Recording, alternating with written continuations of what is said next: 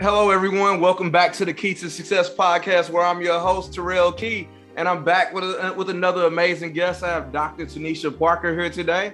She's a former ASCA board member, and she gave one of the most incredible speeches that I've probably ever seen as a school counselor. Dr. Parker, how are you doing today? I'm doing well. How are you? Former chair of the board. How are you doing? You know, I'm making it like everybody else. It's challenging times. We're being pulled in all directions because of our skill set. That's a good thing, but it's a exhausting thing. So I'm making it like we all are. So, Dr. Parker, why don't you tell the audience just a little bit about how great you are? Tell them who you are, Doc.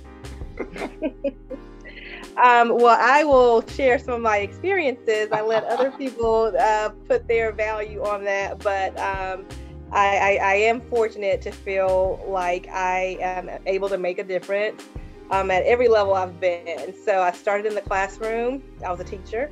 Then I moved into counseling. So I had some pretty unique experiences in counseling way back in 2008 and 9 and 10. I was an online counselor as well as a traditional counselor. So before COVID reared its head, I was being a counselor in a virtual environment and making that happen for students that I did not see every day. I then moved into district leadership. So I became a coordinator of advisement and counseling, and my primary role was to provide staff development and make sure that our counselors had specific training that supported the work they were doing with students. And so that I really loved doing that. That's when I started to really feel that my impact could grow if I was outside of a school and supporting more counselors. I wasn't limited to who I could touch per se myself in a building. And then from being a coordinator, I was a director and for several years, and now I'm an executive director. So I support school counselors, school social workers, nurses, and a bunch of programs in our district, including SEL. And so I get to have a voice at a table that we've never in my district had a voice at, which is cabinet, and that's the superintendent's cabinet, where we talk directly about supports that are needed. The unique thing about my position is that it was created, and I was appointed to that position, and they didn't appoint a principal to that position. They specifically wanted someone with the experience and background that we in our profession bring to the table. So I've been very blessed to be able to be an advocate and voice both for students and for our profession. Dr. Parker, you're so young and you accomplished so much. Was there somebody? I love that, but I am not young. I love it. I'm gonna take it. You are really young, to have your list of accomplishments. What was that maturation process like for you? It had to be fast. How have you grown over the years? Your from your first year, coming in 2008 to now. It had to be incredibly rapid growth for you.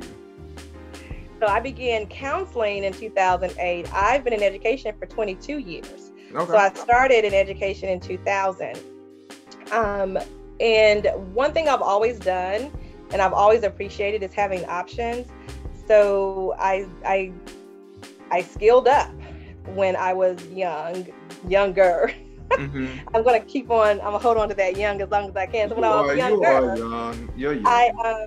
I really diversified my skills. I was a teacher, but I wanted to be on the other side of problems that were in my classrooms. I always had to hand them over to the school counselor and then, hope for the best. Confidentiality, I wasn't always informed or kept up to date, which I understand now, but as a teacher, didn't understand. It was just frustrating.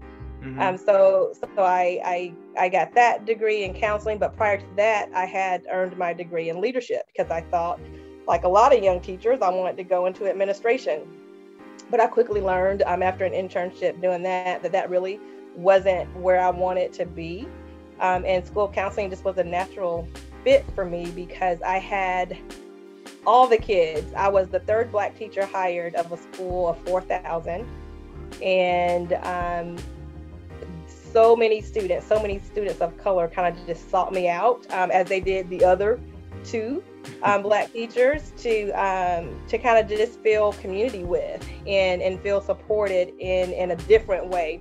And by no means do I say the other teachers there didn't support, but there was an understanding or a belief that shared experiences would bring us closer and have us connect more. So those kids were in my classroom that I didn't teach. I had some pretty cool kids. Some have gone off WNBA now. I never taught them, but they would be in my classroom hanging out with their friends, and we connected. And I really saw the power of relationships with students at that point in time. And I learned how just building positive relationship kids really made my job as a teacher better. And so when I became a counselor, I focused on helping teachers understand that. And now I have the most perfect job ever. Like, I have a whole new office being created where I'll have a director, a coordinator, and 3 instructional coaches that will be their job, to train teachers on those social and emotional connections with students so that they can actually get the academic work done. And help them to understand that, social emotional learning isn't added or additional to the plate. It is the plate that they're trying to put math, science, and social studies on. So I love what I do, but yes, I was constantly getting certificates and soaking up every training opportunity that I could, because if a call came, I wanted to be ready. And I've been able to answer the calls that have come my way. So I've been really blessed and fortunate in that sense. Hey, and like the other thing that I get about like from you is like you're incredibly brave too. Like, like when it comes to like taking those leadership positions, like was it somebody like that encouraged you, or like how do you kind of like find your bravery like to stand up there like in front of people or to lead, all of these people? Like where does it really come from for you? Like, was it a person that inspired you, or like is it something that just was ingrained in you like when you were little? So I will definitely say these things were instilled in me from when I was little. My parents have been a very, very, very strong force in making sure that, one, I was prepared. My dad is a former senator. I had the opportunity to do a special with him, or a conversation with him for ASCA a couple of years ago, where we kind of talked about his upbringing and some of the things he instilled in me. And he has always been someone who fought for the underdog, always, always, always. And he has always been one who believed that to whom much is given, much is expected. And he's always instilled that in me. He's like, you weren't born with a silver spoon in your mouth, but you've had a lot of opportunity and you've had a lot of advantages that people don't have, because he worked very hard. He and my mom worked hard to put us in that position. And he was like, your job is to give back and make sure that people who didn't have those opportunities have had those or have more opportunities. And so I've always felt this strong sense of, you don't make it alone, you make it so that you can open the door for others. Mm-hmm. And then my mom has always just been a quiet storm. She is very sweet and meek and mild, but she's a powerhouse, and she's always been like the backbone in our family. And so she has this quiet strength that I observed over years, and I didn't always understand it when I was growing up. And I may have mistaken it for maybe even weakness as a young person. But as I grew older, I just saw how much her quietness and some of the subtle things she did were so influential and would make an impact on my dad, who is like, they're like the lion in the mouth. Like, he is out there on the scene, and she's kind of meek and mild and quiet, but she definitely knew how to move in order to support my dad and to support, what she would want to have accomplished, whether it was in the home or whether it was helping him come to a new understanding of something. So I kind of watched both of them and took different parts of them and they made me. So a lot of what you see is a combination of both of their strengths. Yeah, I can kind of see that, like, because in certain situations you were more reserved, but you weren't afraid at all, like, to stand up there and give one of the best speeches I probably ever seen. So, like, it was really, really good. So like, all right, you're doing all of these things, right? Like, like you're like on the superintendent's cabinet, you're doing all of this, like you've been the board chair. Like, what motivates you to continue to keep pushing and going further? That we're not there yet. There's still so much work to do. I mean, we find ourselves today literally in a battle over, do students need relationship building skills? Do students need self-awareness? Do they need to have social awareness? Like, these are life skills. And for most people, I would think it's like, yeah, absolutely. But because of the environment we are in, we find ourselves having to justify why kids need these skills, and really strategize and make sure that we're able to provide these skills and ensure and develop these skills up for kiddos, because they will need them, not only now, but in whatever their careers or relationship endeavors are down the line. Like, you have to know yourself, you have to know yourself in context to others. And you have to know how to build relationships, how to cultivate, how to sustain relationships. And these are professional, personal, and these are not things that have any type of prescribed political affiliation. Although those are some things that we're fighting. There's some barriers we're fighting regarding that, but they're just skills that we need our kids to have in order to be productive young people and productive members of our communities. And being a good person shouldn't be political. You know what I mean? Like, there shouldn't be anything political about that. Trying to think. So, all right, another question I have for you. I know you're going to have a really good answer for this one. All right, so if there was one thing in education, like, there's all of these issues that we're having right now, right? But if there was one thing you could just snap your fingers and change in education, what would that be? So I'm going to have to give credit to my new superintendent, Dr. Calvin Watts, for really bringing this point to focus in our district. But it's something I've always believed and always worked on. If I could snap my fingers and change one thing in education, it would be that every student in education would have a sense of belonging in their school that they attend. I think when kids feel like they belong there and they have a place there, that opens the door for all of those fruitful conversations that you need to have in order to make change. The problem is, so many of our kids don't believe that they belong there. They haven't felt included. They haven't felt like school or their school is for them. It may be for other kids, but it's not for me. And if I could snap my fingers, I would have all of our kids across the nation feel like their school is for them and they belong there, because I think that gives them a new sense of engagement, and we could really get down to what they need from them in order to best support them. Yeah, that's incredible. Yeah, if kids felt like they actually belonged in schools, I mean, like, that is completely transformative. Like, we're not just here to pump information into you. We want, like, to see you become the best version of yourself, and we also want to support you in all the different ways that we can. So absolutely. Definitely a powerful answer. So, Dr. Parker, you're always out doing all of these incredible things, right? So, like, what do you have next? Like, what are some of your next projects? What do you have coming up? You will see. There are a lot of things that I would like to do. I've always wanted to kind of put my experiences down in paper, because I get asked these questions all the time. How did you, go from school counseling to where you are? And I would love to share that in a very structured way. I have conversations all the time from counselors all across the nation that will call, and I love that. I'll tell somebody, just give me a call. So probably half the nation has my cell phone number, but I love to talk to people, particularly school counselors, because about leadership. Because what I know is that there's a place for leaders that have our background at some of these top tables and in these executive positions, because nobody else has it. And a lot of decisions get made in the absence of that perspective that is so needed. So I'm always, happy to talk to school counselors. While we need amazing school counselors on the ground, we also need amazing school counselors who want to go into administration and want to help steer the boat that we work in.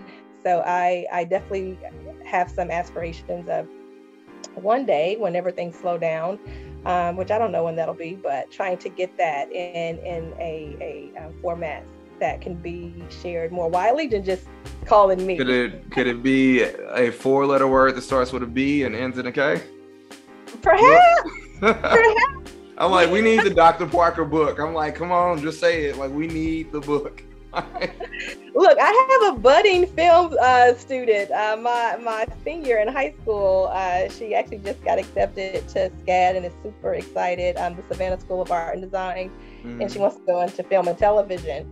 And I was like, she has to do a portfolio. I was like, why don't you do something on either your dad, your papa, who is this amazing civil rights leader who I told you a little bit about, or she's really passionate about social emotional learning too. And I was like, or mental health support for students. And I was like, you can interview mommy. She was like, I don't know. I wonder, yeah, I mean, I guess like it's kind of different when you're interviewing your mom, but I mean, right, she's kind of like, I'll pass. But in hindsight, I think she'll eventually want to write that one. But I mean, I'm definitely looking forward for the Dr. Parker book, man. Even if it's like a YouTube channel, I will watch.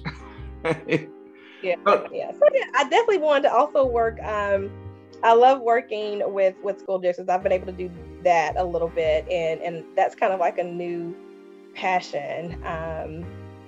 Because being on the board is a little different. You're on the board, but you're not actually working with school systems. You're kind of like a think tank for the future of school counseling and making sure that resources and supports and trainings are in place. But you have this really, really long lens and long view into the future. Whereas the work that you do with school systems is immediate and direct, and you're impacting right then, right there. And that's a pretty big rush for me. I love to see people come in and feel energized and feel like they have some sense of direction, because we've got to keep our people filled.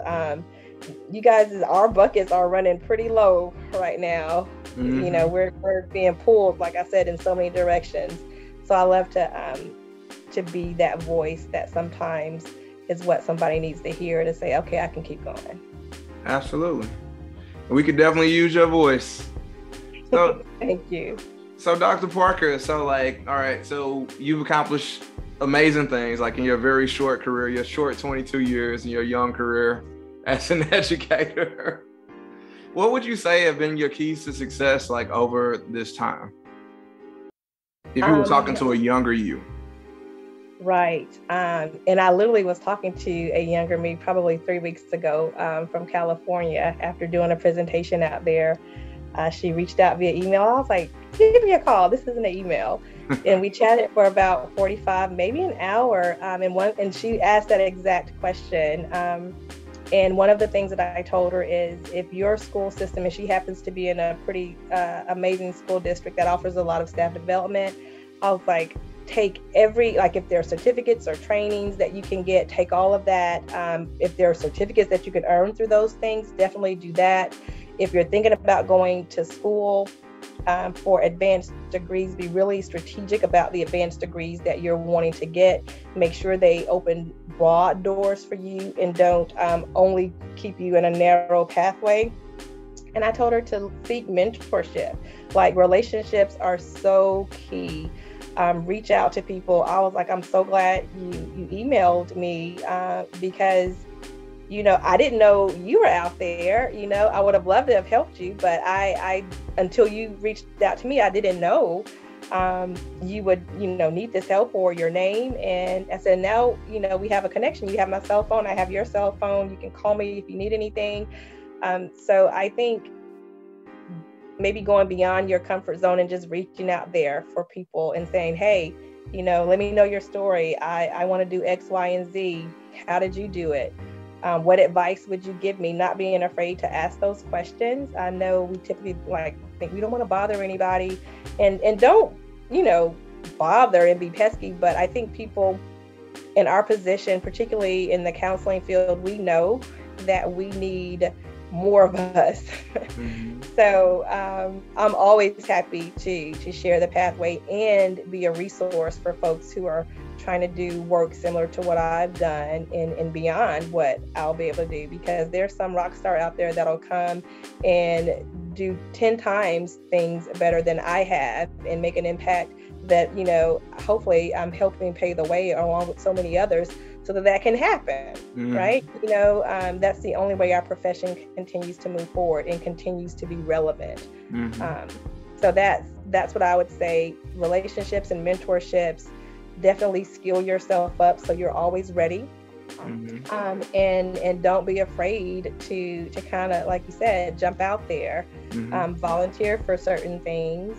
If there's not a position yet, like 2 years ago, there wasn't an executive director of student services. The position literally did not exist. But we kept working at it in our office and kept working at it, and nobody else had the answers. They would always have to call our office for answers, for guidance, for direction. And at some point they were like, maybe we need this expertise in this room. So we don't have to always wait until the meeting is over, then go find out what they think and bring it back to the next meeting. So, you know, don't be afraid to share your input, to show your expertise, and to be a voice, because it's needed. And sometimes you have to kind of let people know that it's needed when they aren't aware. Absolutely true. Absolutely true. So, Dr. Parker, you're incredible. People are going to want to follow you after this interview. So, like, where could they find you on social media? I am on social media. That's an area of growth for me. So I'm working on being more active on social media, but I am on Twitter. I think it's just Dr. Tinisha Parker on Twitter, and that's it, because Facebook is just my happy place. So, right. So don't interrupt her on her happy place. Do not bother her on the happy place. Happy and, and what's the other one? Instagram. I only did that to follow my college kid and my senior. So I don't post anything. I just follow all their pictures. Right. So I would say Twitter and LinkedIn are the places professionally that, you know, I try to have a voice. I'm going to do better at it, because you're like, well, it's been pretty dormant. I have been. We've been a little busy. Right. I've been trying to post more. Like, I didn't get on Twitter for real until, like, I don't know, probably like a couple months ago.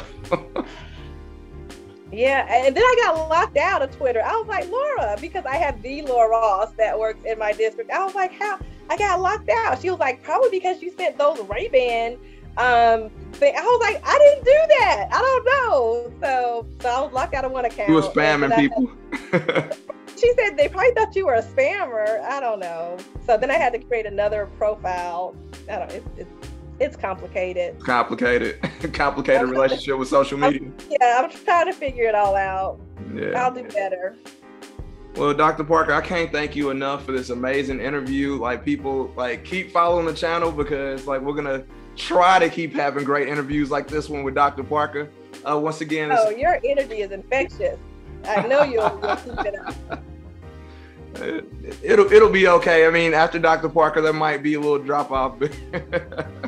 Not at all. Yeah, but keep following us, like, comment, and subscribe, and we'll see you next time.